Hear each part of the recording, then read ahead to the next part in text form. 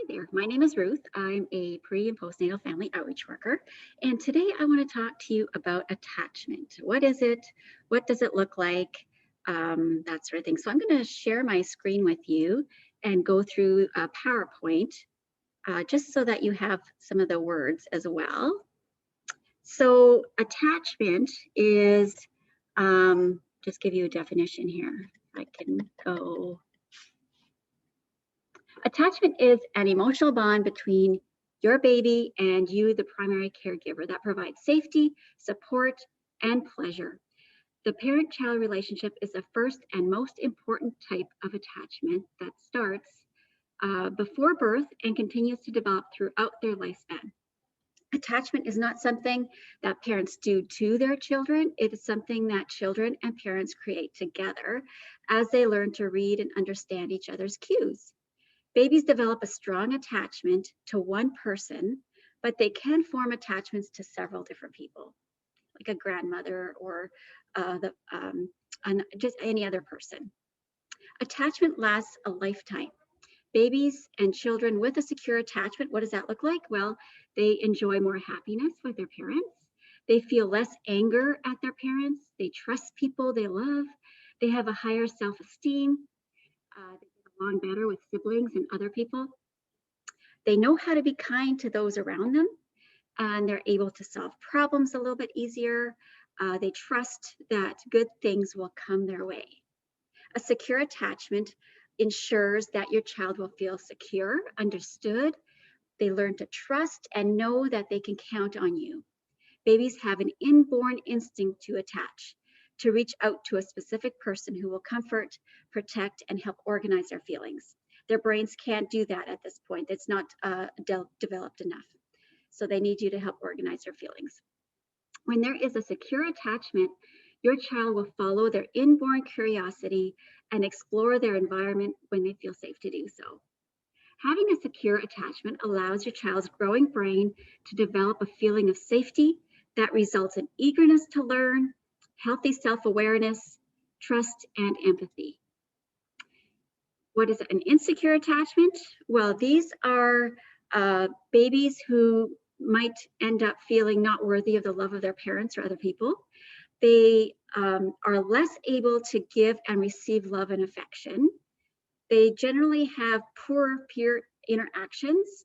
They have a lower self-esteem. They may have higher levels of aggression. So these might be the bullies that you see in schools. Problems controlling anger. And sometimes some of the severe cases might be more mental health issues as well later on. Insecure attachment happens when your child can't rely on his parents to meet their needs. It happens when a caregiver repeatedly ignores, ridicules, or becomes upset or unavailable and unpredictable in response to their child's needs and distress. The child learns to have their needs met in unhealthy and negative ways. Uncontrollable crying over small issues might happen. They could withdraw or hide their emotions when they need their parents' attention. Insecure attachment can be repaired, so that's the good news. Parents can learn to develop an awareness of what the child needs and learn strategies to meet their needs in a consistent and caring and a responsive way. If you check out the YouTube, there's a YouTube experiment or a still face experiment on YouTube where a mom is looking at her baby in the high chair. They're interacting, they're responding to each other's cues. There's a serve and return. The mom is really engaged, a lot of eye contact, talking back and forth. And then on the second half of that experiment, the mom is totally still faced, like she's not engaged in her child's interactions. She's not responding to her.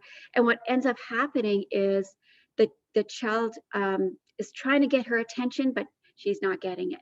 And so she is acting up a little bit. And that's really what could, like, if that's done a lot of the time, then that could potentially create an insecure attachment for that child. So how you respond as a parent to your baby's attachment needs can influence how they learn, how they think, and how they behave. So there are 4 keys to building a secure attachment. One is to provide comfort, 2, be reliable and consistent, 3, be attuned or understand and respond effectively to your baby. And the third one is practice self-care for yourself. Very important. And I just want to talk about each one briefly. So comfort, babies do not have the ability to comfort themselves. They need you to do that, help them do that. So comforting is not spoiling them. In fact, we say that you can't spoil an infant. Babies who are quickly and effectively comforted cry less and are soothed quicker. Respond when they're hurt, when they're ill, when they're afraid, when they're angry or sad. You as a parent or caregiver need to comfort them when any of that happens.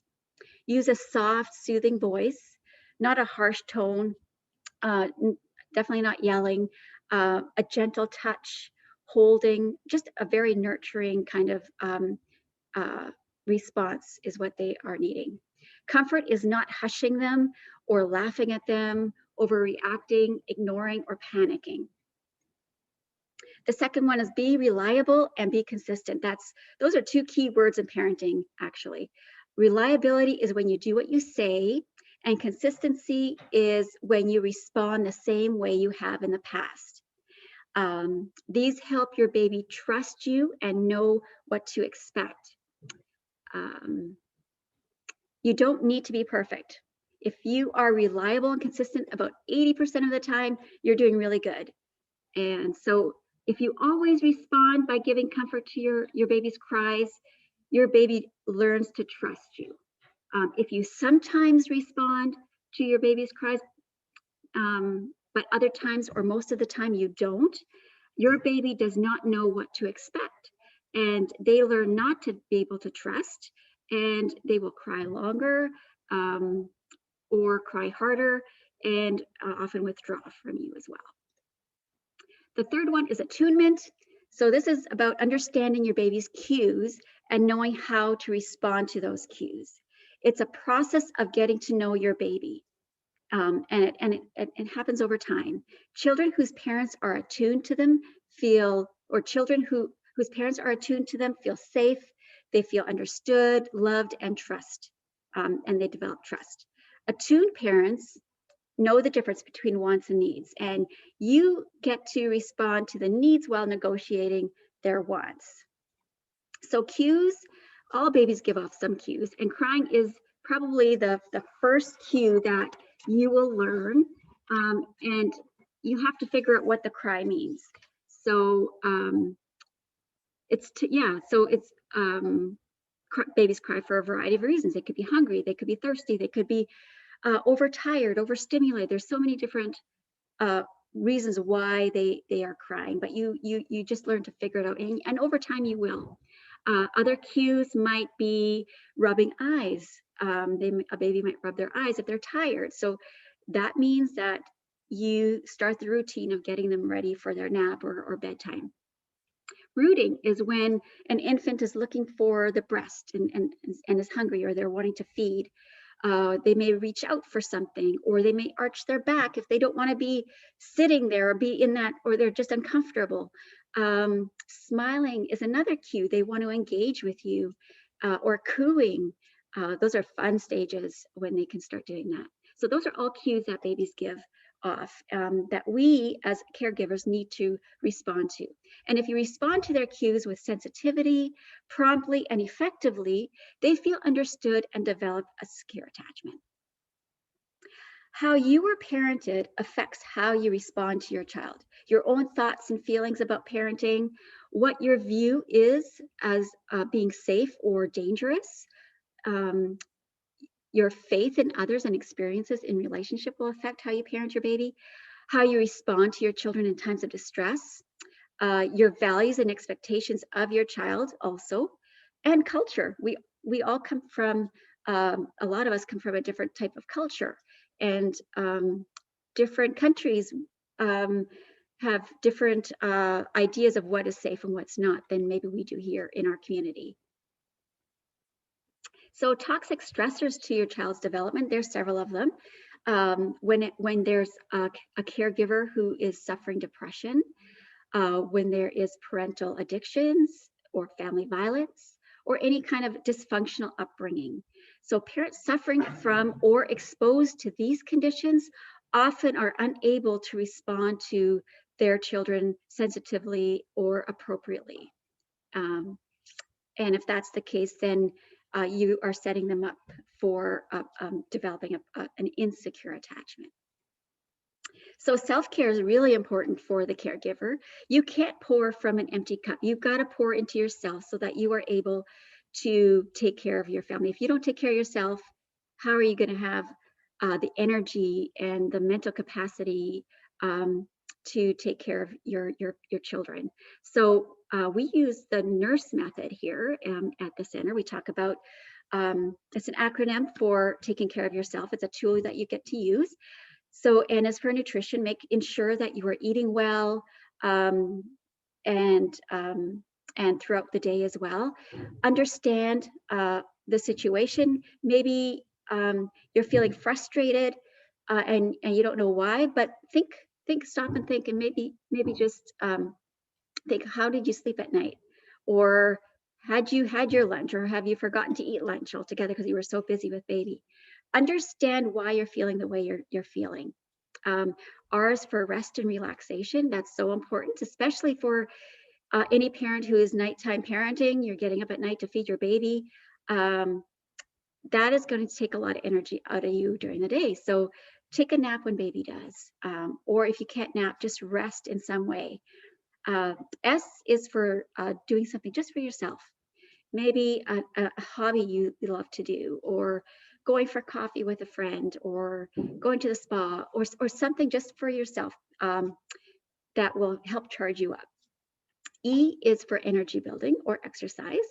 When we exercise, we are building energy. We're getting oxygen in our bodies. It improves our mood, and it just helps us to feel better all the way around. And so that is important, just moving your body. And I like to add one more S for support. Taking care of your children, you need a village around you. You need supportive people that you can just call and ask for help when you are just depleted and you need to get away for a little bit. So self-care is not negotiable. It's a necessity. So be very mindful of doing that every single day. You have choices. You get to choose how you parent. Take the best parts of how you were parented and use that in your parenting your baby right now. Become a stronger parent by tapping into supports and resources.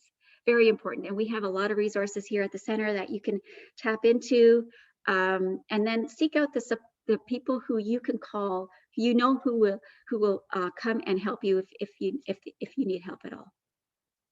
If you are unable to enjoy your baby, or you're feeling overwhelmed, seek help. Call somebody, call a friend, call your mom, call us here at the center. There is help for you, and you're not less of a parent for asking for help. In fact, it will help you parent better. So a few things to remember. Remember that children don't come with instruction manuals, but neither do parents. Your baby doesn't cry to make you mad or bother you or frustrate you. Your baby is trying to get your attention to tell you that they need something. Your child depends on you for survival to meet all of their needs.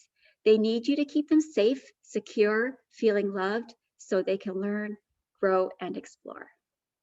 So just to end with, I want to just mention the most important things. Pay attention to your child. Respond to them. Stay close to them. Have empathy when they're crying, when they're ill, when they just need comfort. Empathize with them. Be self-aware and don't take it personally. Like I said, just because they're crying and you just can't seem to soothe them, it doesn't mean they're angry with you. Stay calm, be reassuring, watch, follow, and enjoy your baby. And that's the most important thing. Enjoy your baby and have fun. and really engage with them in all the activities that you do throughout the day, whether it is you're cooking, talk to them and get them involved. Let them see what you're doing and pay attention to what you think they're feeling as well. Hopefully that's helpful, and all the best in parenting. Bye-bye.